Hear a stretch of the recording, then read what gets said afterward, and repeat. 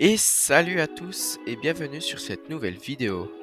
Aujourd'hui, je vous emmène avec moi au musée des transports de Lucerne en Suisse.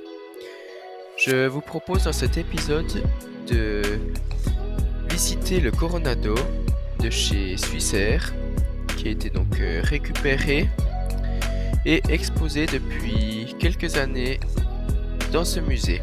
Allez, c'est parti!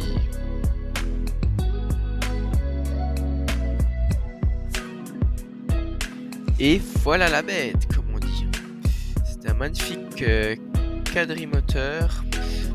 Sur les ailes, nous pouvons voir qu'il y a comme des bulles, c'est des réservoirs à carburant. J'ai rarement vu des avions avec ces réservoirs sur les ailes. Cet avion est équipé d'énormes hublots pour l'époque, c'est de taille à peu près des avions actuels. Et nous pouvons voir que les coffres à bagages, ils sont ouverts, il n'y a pas les couvercles, il n'y a pas les portes. Des toilettes tout confort et assez grandes. Le galet est plutôt assez ancien, du coup on voit pas mal de switchers, rien que pour la machine à café on dirait qu'il faut 3000 checklists.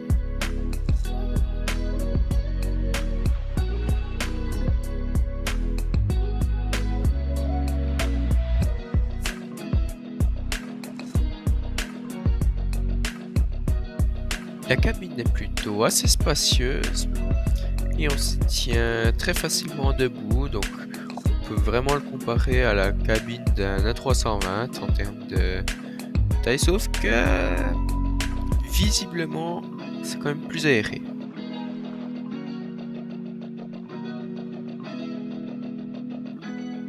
Cet avion, exactement celui-là, avait accueilli notamment une fois le pape. Suite à cela, une plaque en métal avait été faite pour en sa mémoire. Et depuis, elle est restée dans cet avion, cette plaque, et est toujours justement exposée avec cet avion au musée des transports. Ces panneaux transparents en plexi sont vraiment très très cool parce que ça permet de vraiment bien voir tout ce qui se passe derrière les panneaux de décor de la cabine, et ça nous permet du coup de voir tout ce qui est électricité, hydraulique, les câbles qui servent à piloter l'avion, l'isolation et tout ça.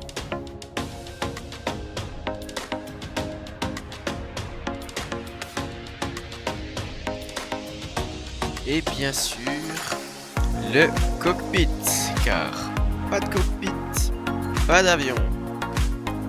C'est un cockpit très intéressant car on voit qu'il y a un troisième siège. C'était le mécanicien navigant qui était assis à cette place, car les systèmes étaient tellement plus complexes et tellement moins automatisés, et qu'il fallait plus de monde car la charge de travail était bien plus importante qu'aujourd'hui.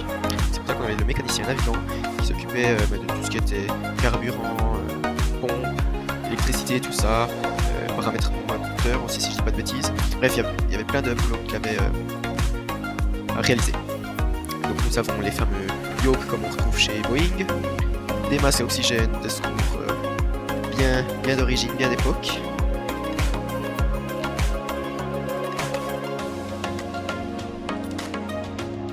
Donc là je suis assis dans les seuls sièges où tu es autorisé à t'asseoir dans cet avion, dans ce musée. Et je veux dire que c'est plutôt confortable, assez moelleux.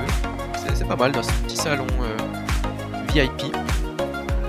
Ici nous retrouvons donc cette fameuse plaquette métallique qui nous vient tout droit du pape.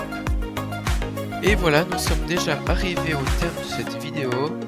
Si elle vous a plu, n'hésitez pas à liker, à vous abonner, à activer la cloche de notification, histoire de ne rien louper des prochaines vidéos. Et moi je vous dis à la prochaine pour une nouvelle vidéo. Tchuss!